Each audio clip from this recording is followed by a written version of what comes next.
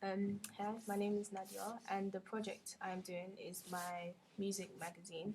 The genre of music I decided to focus on was sort of hip hop slash R&B, and I decided to do this one because I thought I could sort of relate to it more and I know about it the most. The first task I had to do was the induction task, which is where we basically had to choose a magazine that was already made from our genre that we were doing, and we had to recreate the text onto another blank image. So, for example, I done a XXL front cover of Birdman, and I had to get a single picture of him and then put the same typography and everything onto the sort of recreated magazine. So the original image where there's no text on it. I used Adobe Photoshop for this task, and seeing as it was my first time using this, I've used it before, but not to this extent. So I did find it easy for some parts, such as writing some parts in capital letters like XXL, the type of normal stuff. But one part I did find kind of difficult was when on one part of the magazine it says AKA, but it's sort of sideways. So I didn't know before how to change it sideways, but yeah, I worked it out. And I'll say overall, I did enjoy doing it because it helped me to start to explore Photoshop and see what else they have on there. Okay, after that was the textual analysis, which is basically I had to analyze in depth the key concepts of an R&B slash hip hop magazine, and I basically had to do this so that I can get a clear idea of how exactly my magazine will be laid out and the sort of message behind it. So I had to look at why the background color would link to certain props on the front page, or why they use a certain type of typography or a certain color, etc. And this, yeah, it did help me get an idea of what colors I could link to my front page. So yeah, if one artist is wearing red on in their costume, then I could use red writing as well. So with this, I had two front pages and two double pages, and on those pages we had to do a denotation, which is basically saying what you see on the front pages and double pages. And then I had to comment on certain aspects such as costume of what they were wearing, the lighting, the props they used, their non-verbal communication, so like their face expressions and all of that. Um, oh, and the typography that they use, so like why does the masthead look like that? What cover lines they used, and I also had to think about the target audience. So like, why did they make this magazine in a certain way to appeal to, say, teenagers or young adults and all of that, and mainly towards the hip hop and R&B genre. And yeah, I had to do the same thing for all four. And I would say it went all right. There were certain parts of it I did have to do sort of more in-depth research on, such as the type of typography for the double pages, because you're not able to tell what magazine it's come from. So from reading it and looking at the type of typography and the pictures that they used, I was able to sort of think of what the target audience would be and who the article was aimed at. Yeah. Um, Yeah. After that was convention diagrams, and I actually found that, I think, not the easiest, but it was alright. Where I basically had a front page, a double page, and a contents page, and I had to analyze it. So for my front page, I chose a Billboard magazine, and I had to talk about certain aspects such as why they used that main image, the cover lines they had, the color scheme, the masthead,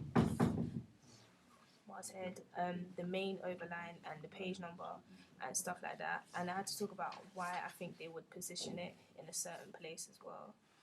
And it's the same for contents page, but there were some differences, such as in contents page they had sublines, text boxes, issue dates, and columns. And I had to say why it would make it look more of a contents page, but how it would still have a sort of link to the front page if you was to see the same magazine as well. And I also had to do a double page, double page spread, and I had to analyze where they use a pull quote, a strapline, byline, drop letters, and where they put the subject names, etc. I would say out of all of them, probably the front page was the easiest to do because you're sort of saying what you see for all of them, but with the front page, it was more sort of obvious. And yeah, profiling. Okay. After that, I had to do an audience profile, which is basically I had to talk about the ideal male and female that would read my magazine. So I had to say like basic stuff like their name, age, occupation, and I had to say about their hobbies and interests, what clothing and what type of fashion that they're into, what type of music that they're into as well.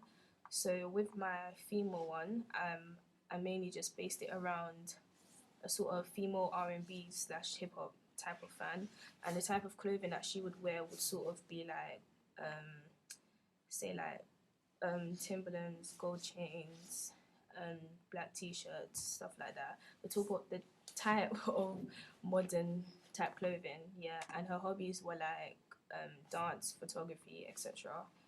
The type of music I said she listened to was the type of artists that are mainly around now, like J. Cole, Nicki, etc., etc. And for my male, I said his hobbies and interests were like basketball and playing guitar, those type of things. His clothing and fashion was sort of similar to the girls one, but in like a boys type of way. So like he would buy stuff from like JD, Nike, etc., etc. And yeah, same for music. He would listen to like Drake, Section, etc. and stuff like that. Like the type of R&B slash hip hop. I did say some hip hop artists. I mean, I did say some R&B artists as well, but yeah, that was the main four I put up there. And I think profiling audience went well because it was basically I sort of did base it off myself and the people that I know because they listen to R&B and hip hop as well. So it was basically just analyzing different aspects of it and what exactly that they're into and what type of clothing that they would wear. After that was audience research, which is basically over half term. I had to do 20 questions, which were 10 front page questions, 5 context page questions, and 5 double page questions. So I had to ask different people through different media sources. So I used WhatsApp, Snapchat, and iMessage. And I had to find out about certain parts of magazines that they like and what I should do for my magazine because they were my target audience. So I thought it'd be beneficial to ask them firsthand. So it helped me to find out what people would like and what they would prefer to see on a magazine. So the questions range from like color scheme to font. So like for my front page questions, for example, I asked what should the name of the magazine be? What type of camera shot should I use? Would you prefer a barcode or QR code? For contents page, I put what should the layout be? And okay, and how many features and stuff like that. And yeah, it was pretty easy at the end of the day because I was just getting to know their opinions and interpreting their answers into my final pieces and to keep it in mind what they decided that I should do.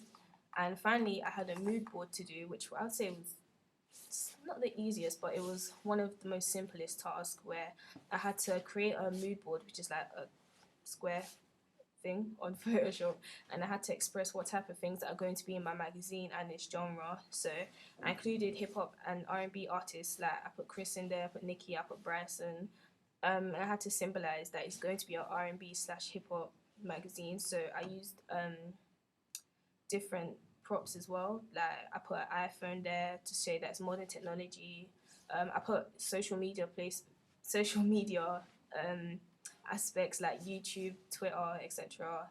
And I put some items of clothing and like accessories. So there's bags, watches, and there's the American flag as well to show that there'll be some American and UK artists on there as well. And I also had the title of my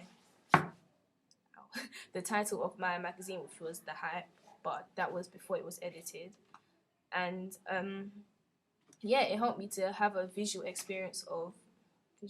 it helped me to have a visual idea of what my magazine is going to look like, and also what I should include and what I should talk about in my contents page cover lines that could do with anything that I have on my pictures of my mood board.